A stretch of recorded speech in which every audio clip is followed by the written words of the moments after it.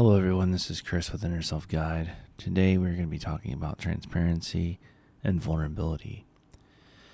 So, in dealing with transparency, I've re-recorded this episode probably 3 or 4 times now, and I had all these notes that I had taken and all these things I had written down to say and talk about, but honestly, I'm just going to give it to you guys raw and real and uncut. So, if I'm being transparent, restarting this podcast after a 2-year break has been scary. And honestly, if your dreams or goals or aspirations don't scare you a little bit, then there's probably something wrong with that. So here I am, just going to talk about my transparency and the things that I thought, the things that I felt, and restarting my podcast.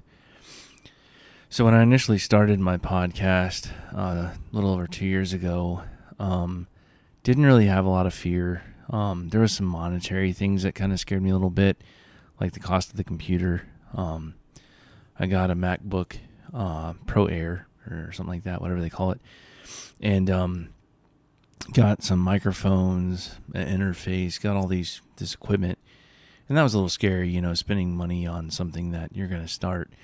It's a little scary because you're not sure how it's going to turn out. You do your first episode and you're like, well, I don't know if anybody's really going to listen to me. Maybe they get bored of me, tired of hearing me talk, etc.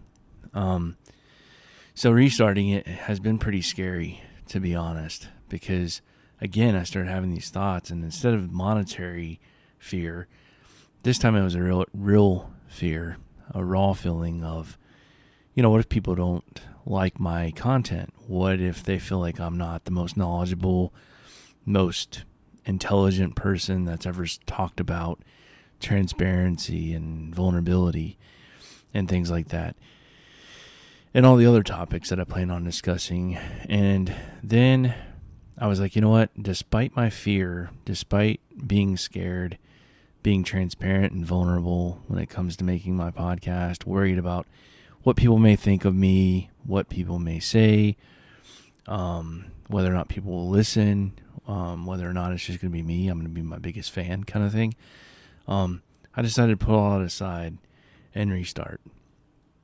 And the reason why I wanted to restart my podcast is to help other people. So that's my why. My why is to help other people who may be struggling, maybe going through things. Maybe you have big dreams, big goals, big aspirations. And maybe you're a little fearful.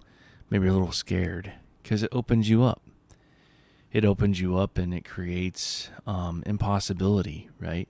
A lot of unknowns, fear of the unknown. That's, I think, a lot of our biggest fears is just the fear of the unknown, fear of not knowing whether or not people are going to like us, whether or not people are going to judge us, whether or not people are going to say hurtful things behind our back. And one thing that I learned in counseling and therapy was, who cares what other people think? And I know it's a simple concept. We hear it a lot. I heard it a lot growing up. Quit worrying about what other people think about you. Just be who you are. People are going to like you for you. And come to find out, as life goes on, you kind of feel like you're lied to. Like, shoot, this was a big lie. Nobody's going to talk bad about me. Like, people aren't going to say mean or hurtful things. Like, that's not true. And it certainly hasn't been true for me. People have said some terrible things. And so I was fearful about that too. Like, going back to that kid who was bullied a lot. Those fears started coming back of like, oh, people are going to, bully you or make you feel like you're dumb or stupid or, not good enough. I was the person that was always picked last to play sports. You would line up to play even Red Rover. Like, you would divide up in teams of Red Rover. And for those that you don't know what it is, it's basically you get 2 teams and then you separate and there's a big field in between the two and everybody links arms and they say Red Rover, and then they say a name, and that kid will break loose from the kids next to that individual on both sides. They'll break their little arms loose and that kid will take off running on the other side.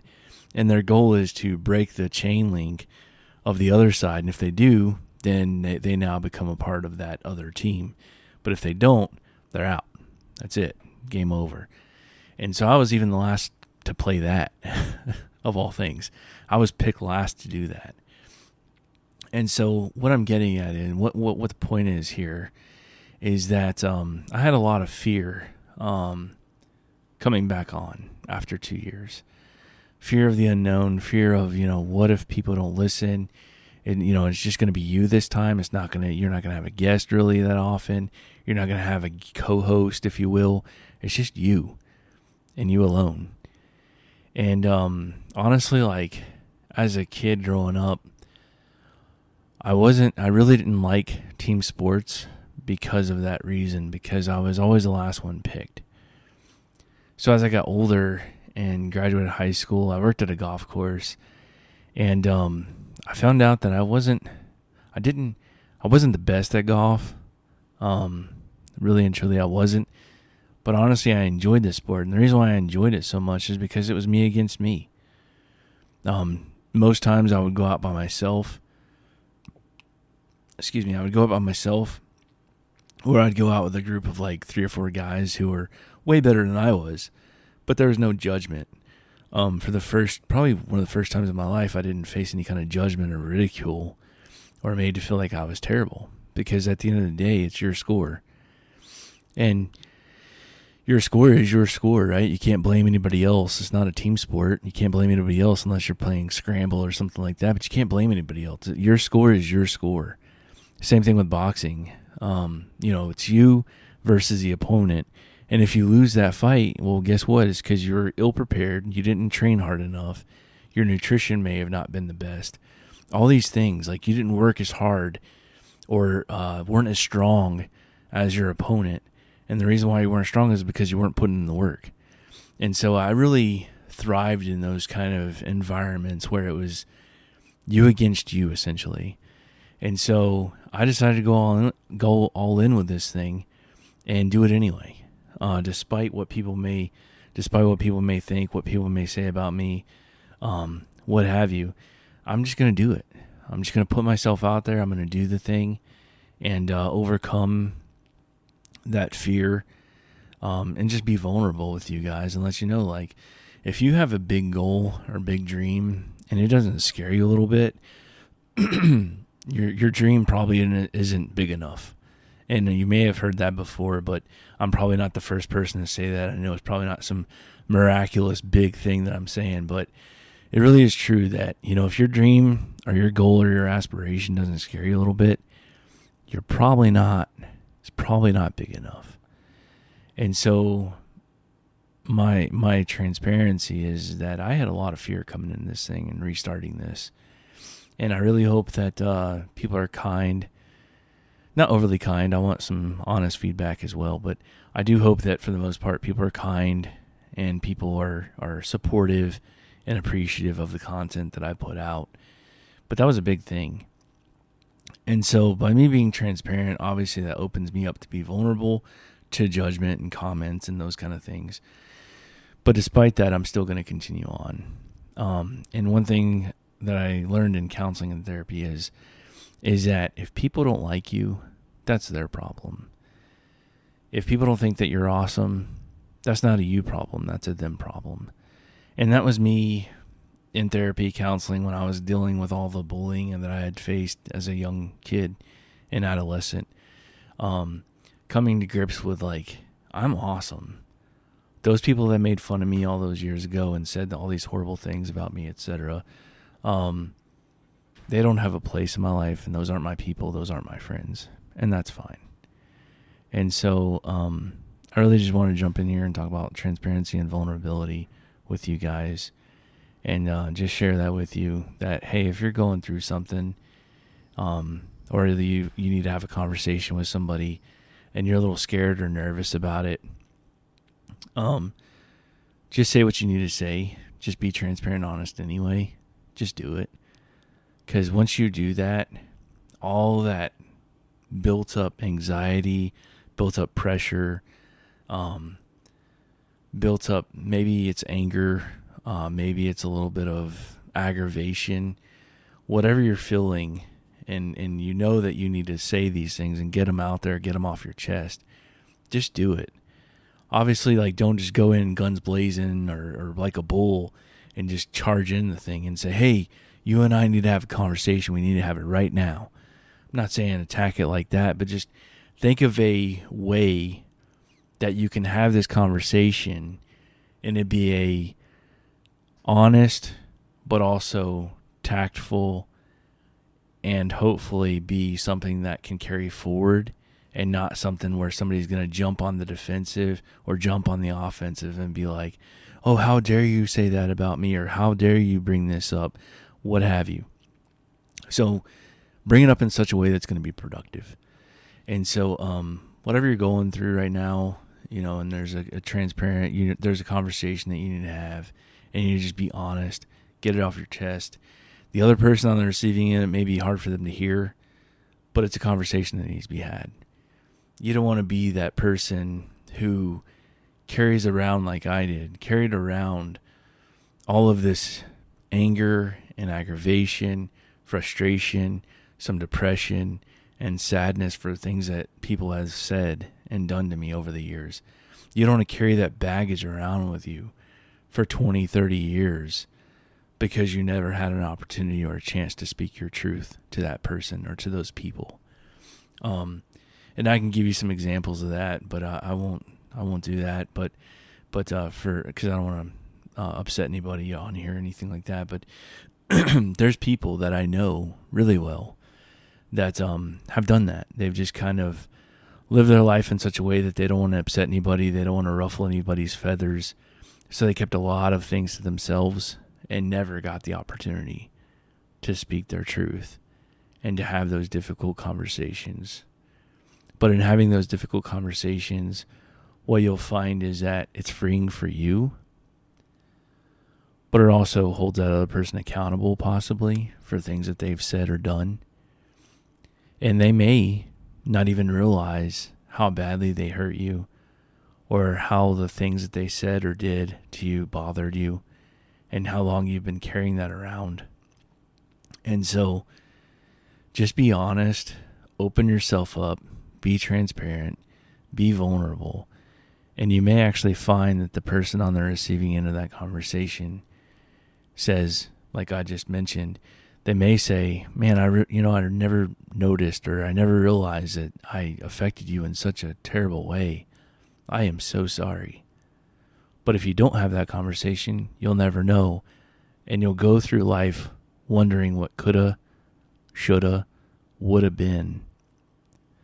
Things could have possibly been better. You could have possibly ended up as best friends, lifelong friends, just because you finally spoke up and spoke out and were transparent and vulnerable and said, hey, when you said this, it really hurt me. When you did this to me, it really hurt me.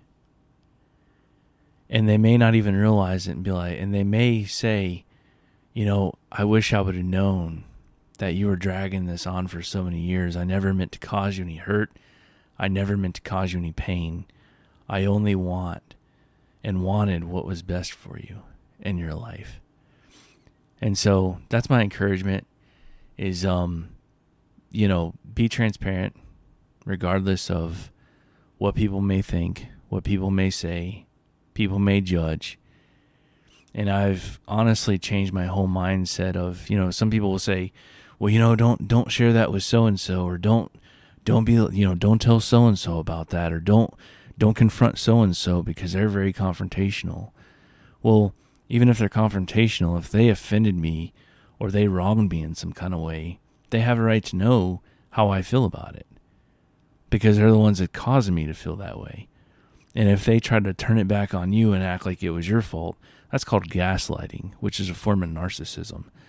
And so if they can't accept that criticism, but they're willing to give you all the criticism in the world, but you can't criticize them or tell them how you feel about what they said to you that made you feel that way, if they can't accept that or deal with that, you said your piece, you walk away.